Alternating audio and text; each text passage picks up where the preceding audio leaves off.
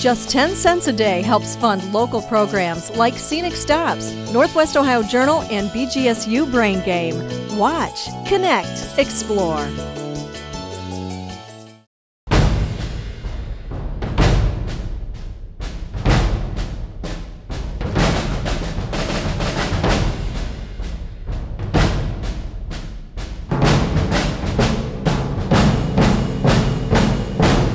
The Revolutionary War, which we all talk about because that's how this country started, well, the British didn't exactly back off after we won that war. It actually continued all the way up to the War of 1812.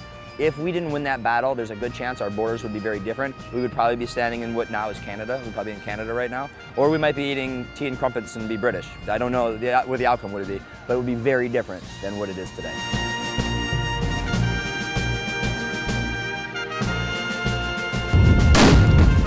This is very special. This is very special. We've never done anything like this before. I don't think anybody has ever seen a naval battle reenactment of this magnitude anywhere, ever. So this is a very special thing for, not just for tall ships, but for all Americans. It was a very pivotal battle in the War of 1812.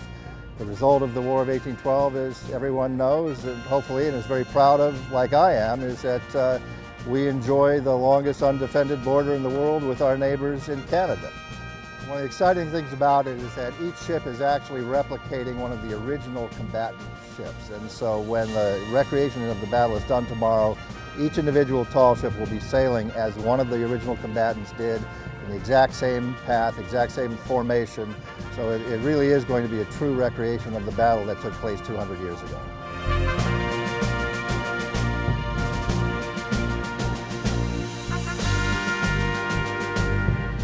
That is the U.S. brig Niagara.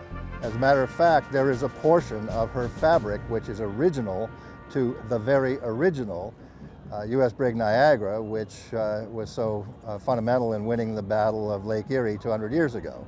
In the original battle, Commodore Perry was aboard the ship Lawrence as his flagship, and Niagara was further back in the fleet. As Lawrence took more and more fire from the British, she became unnavigable. So Commodore Perry shifted his flag from Lawrence to Niagara and then resumed command of the battle from Niagara and ultimately carried the day and won the battle. She's one of the finest vessels in our fleet, both in terms of the history that she replicates, but also in terms of the quality of the seamanship training that takes place aboard this ship.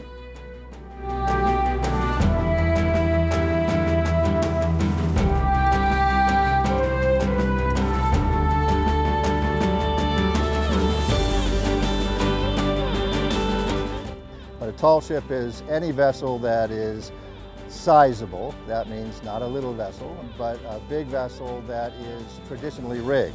It can be a schooner, it can be a brig, it can be a bark, it can be a full-rigged ship, it can be a barkentine. There's all manner of different rigs that can be a tall ship, but the important feature is that they are traditionally rigged and that they operate under sail and that they're of a certain size. My organization, Tall Ships America, was founded 40 years ago in 1973, and at that point in time in the United States there were a handful of tall ships. They were pretty much not very professional operations. They were mom and pop kinds of things. In the 40 years since then, the Tall Ships America fleet has grown to include around 200 member vessels and programs. The whole field has become highly professional and regulated by the United States Coast Guard. Mostly these ships sail as educational platforms. A lot of them are associated with schools or museums or other institutions. Most of them are not-for-profit organizations. And the primary thing that they have in common is they invite people to come aboard who are not professional sailors, who are not necessarily tall ship trained, and to participate in sailing the vessel as a full-fledged member of the crew.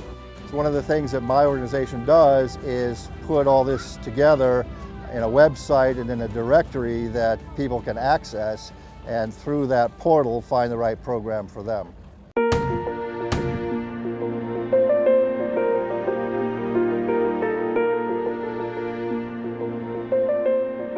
There's lots of reasons why this is an important thing and why it's a good thing and why people should participate in it. Particularly about the Battle of Lake Erie reenactment, I think it's important for everyone to know that history is not some distant, behind us on the horizon event that only exists in books. It actually is real. The history that was laid down a generation ago or a century ago or 2 centuries ago affects the shape of our world and our culture today. I think it's important because it is just such a pivotal moment in history that often gets maybe it gets overshadowed a little bit because it actually happened in 1813 and it's the Battle of Lake Erie, and a lot of folks talk about the Revolutionary War instead.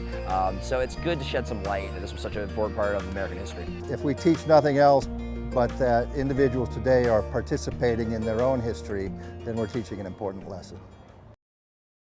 Scenic Stops is brought to you by WBGU-TV. Support great local programming by giving now at wbgu.org/pledge.